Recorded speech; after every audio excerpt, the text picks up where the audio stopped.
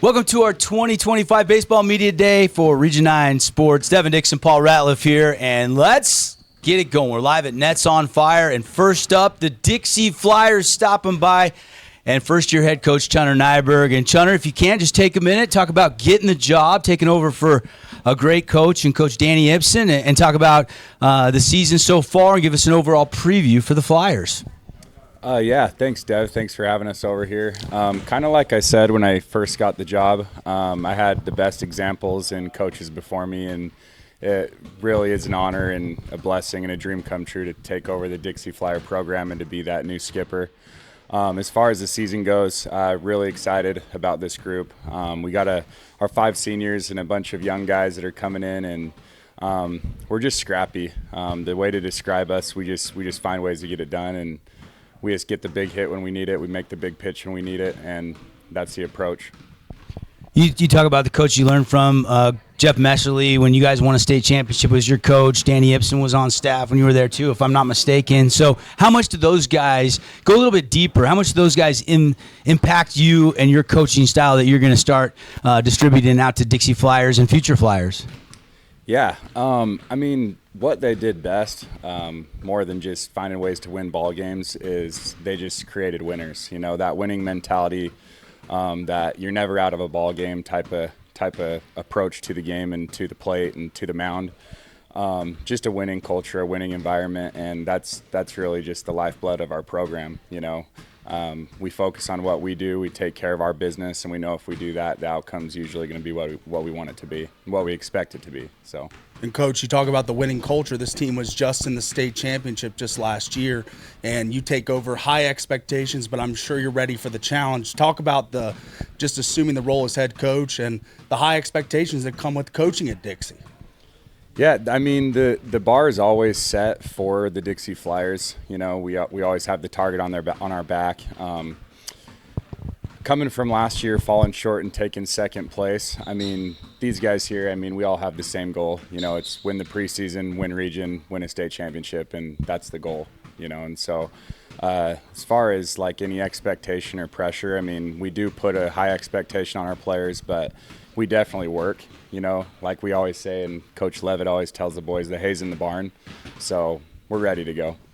All right, we'll go back to Coach for some more questions in just a sec, but let's talk with the players. We got all 5 seniors, only 5 seniors, small senior class at Dixie High School, but let's chat with them. We'll first start with Jake Andreas. Jake, what's going on, buddy? Doing great. Doing good? How's the arm? Feeling amazing. You got to get that mic right up there. Tell us what's in the pitching arsenal.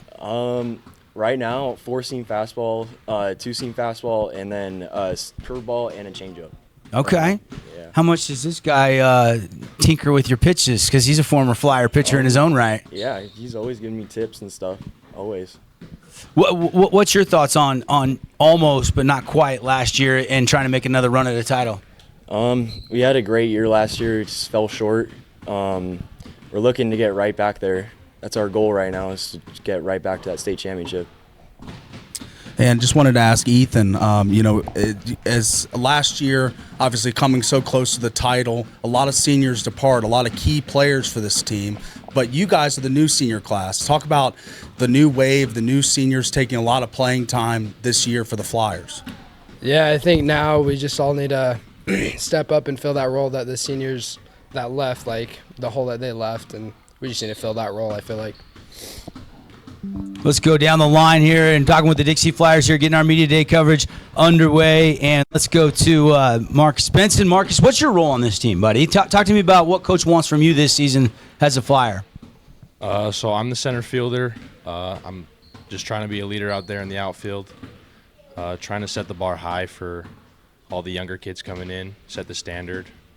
That's the role that our coach wanted me to play, is be a leader out there and make sure that everyone knows what they're going to do once we leave. I love how you guys always take the field. Like, you guys go up the middle and then you split out like the Thunderbirds doing a flyover at a sporting event. Pretty cool. How long's that been going on? Do you know? I don't know. Did you guys do that when you were a player, John? I think it's maybe started my sophomore year. Sophomore year. So it's been a while. 2007. It's been a while. Now, you went to center field last year. That was Carter, right? Was Carter out there? No, you had another center fielder. But have you always played that position? Last year in JV, I played right, and then Weston Gilmore, he played center, but he's got hurt this year, so he's in left. But that puts me in center field, and I'm excited. I love it out there. Wanted to move to Cold Hill. Colt, batting a scorching .516 to start the season. Are you just seeing a watermelon out there you're hitting right now? Yeah, just all the practice coming in and just seeing the ball, hit the ball. It's kind of the goal. That's all there is to it, I guess. Coach wants you to keep it up. Whatever you're doing, don't change it. Whatever you're eating for breakfast, lunch, and dinner, you got to have the same thing. Are you superstitious? Yeah, I'm pretty superstitious. Give me an example. I know baseball in general, baseball players are kind of superstitious. Yeah, I just eat the same thing right before a game, do the same stretches and just kind of have the same mental approach. You do wash your practice uniform and stuff, though, right? You're not washing something, are you? Yeah, I wash most of my good. clothes. Most of it. Let's bring in Carter Turley. Carter, going behind the dish now, right? Yes, sir. Yeah. That's kind of your natural position. Yeah, that's been my primary position for as long as I've played baseball. Yeah. How much did you learn from last year's catcher that's now at BYU, Mr. Erickson? So much. I mean, practices were always so fun with him because he was always he'd always make everything a competition with me, and so he would always give me tips and tricks, and I learned a lot from him. And then when he comes back during the holidays, me and him work out too, and it's a good time. Are you from a baseball family? What's your background? When did you first start playing? I started playing when I was 6, I want to say. Little T-ball action? Yeah. All my brothers played. My dad played.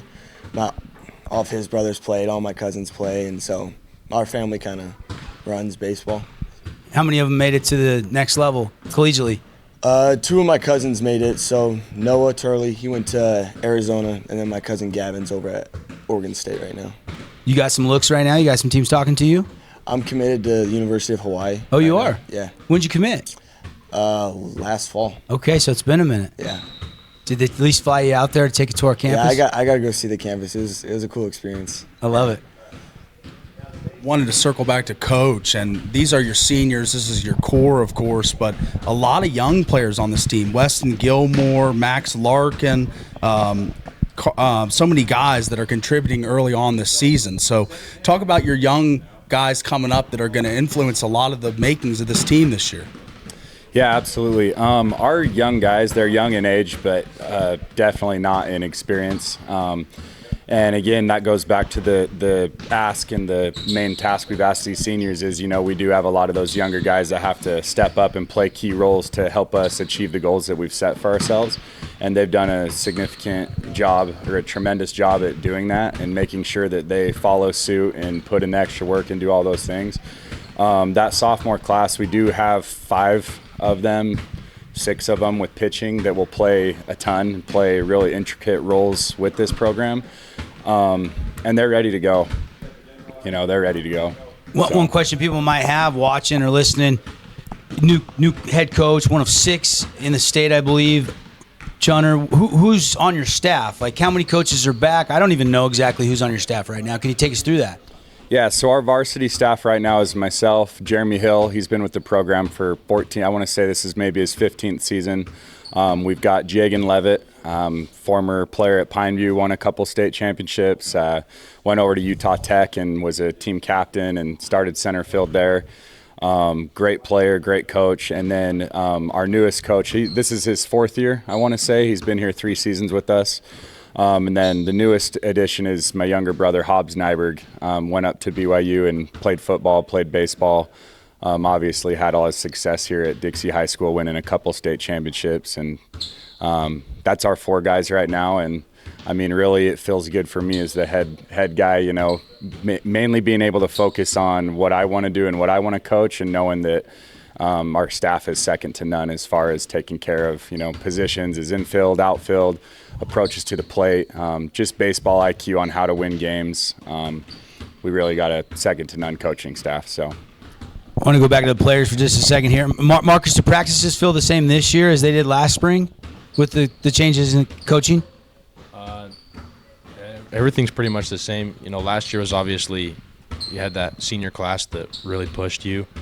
It's hard to fill those shoes, but no, I really like the practices this year. You know, we compete and we try and get better, push each other. Ethan, are you more comfortable playing on the corners, or are you more comfortable on the mound? Because you're kind of a middle infielder, utility guy, right? Yeah, I'm fine with whatever. I have always played the corners growing up, so I'm fine playing there, and I've always been a pitcher, so I'm fine anywhere on the field. Jake, where are you playing when you're not pitching? Third. Playing third. Yeah, third.